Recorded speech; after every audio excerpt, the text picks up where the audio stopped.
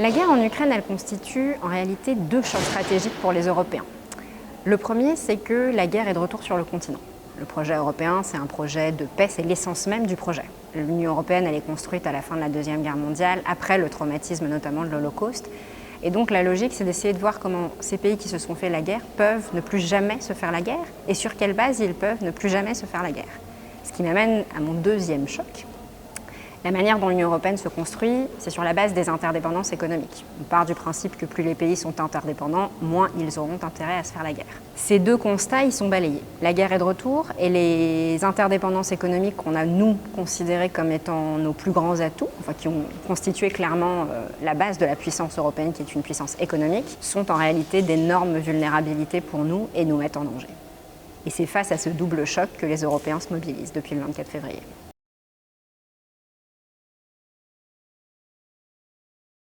Les Européens, ils passent du coup, depuis le 24 février, par plusieurs étapes. Et c'est pas que depuis le 24 février. L'idée même que l'Union européenne puisse être un acteur global, un acteur sur la scène internationale, c'était pas si évident.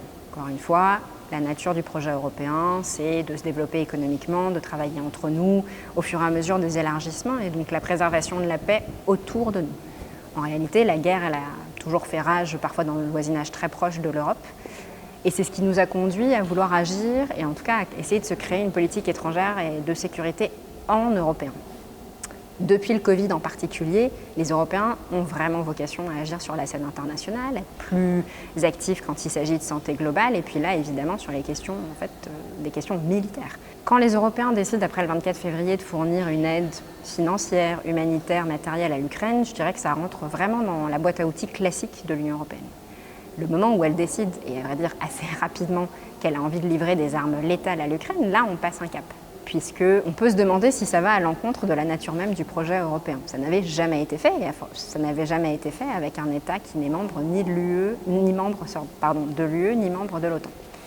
Ça nous interroge aussi sur la réaction des autres pays face à la guerre. Nous, on a considéré que c'était une vraie rupture stratégique pour nous, le fait que la Russie envahisse l'Ukraine, et on a considéré que parce que c'était une rupture stratégique pour nous, ça devait également l'être pour d'autres pays dans le monde. La réalité est que ça n'a pas été le cas. Ce qui a constitué effectivement une rupture stratégique pour les autres, c'était cette invasion et donc la violation de l'intégrité territoriale et de la souveraineté de l'Ukraine par la Russie. La manière dont on doit percevoir nos relations avec les pays dits du Sud, mais moi-même je n'aime pas tellement cette expression, disons avec les autres acteurs de la scène internationale, évidemment doit aussi changer. On avait en Européen beaucoup basé ces relations sur le domaine économique, je pense que ça va continuer d'être le cas, mais on doit aussi réfléchir aux principes et aux principes de droit international qui nous réunissent tous et à la manière dont on peut les défendre dans ce système multilatéral qui, à mon sens, a toujours une vraie valeur et une vraie vocation.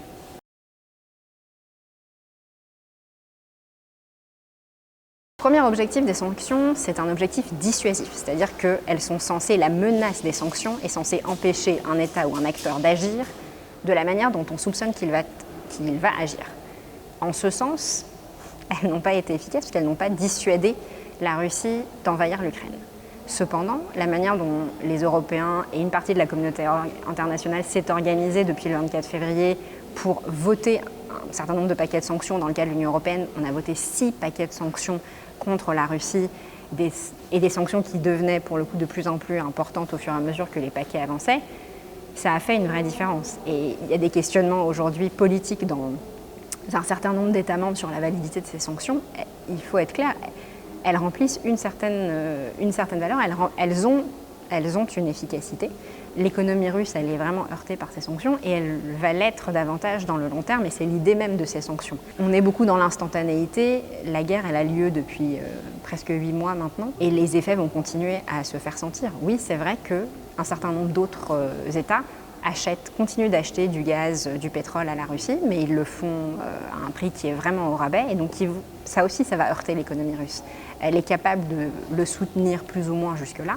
Je ne suis pas certaine qu'elle va continuer à être capable de le soutenir. Et donc c'est cet élément-là qu'il faut bien prendre en compte. C'est une longue guerre. C'est une guerre longue, parce que Poutine l'a voulu. Poutine est encore en capacité de l'arrêter s'il le souhaitait. Il a choisi de faire la guerre, il peut choisir de l'arrêter. S'il choisit de la continuer, c'est à nous aussi d'agir pour nous assurer les Européens sont protégés et que son économie à lui en pâtisse.